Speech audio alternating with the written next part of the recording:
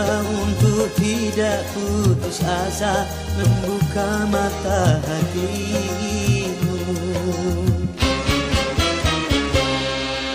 Ku coba menguatkan tabir penghalang cintamu dan cintaku.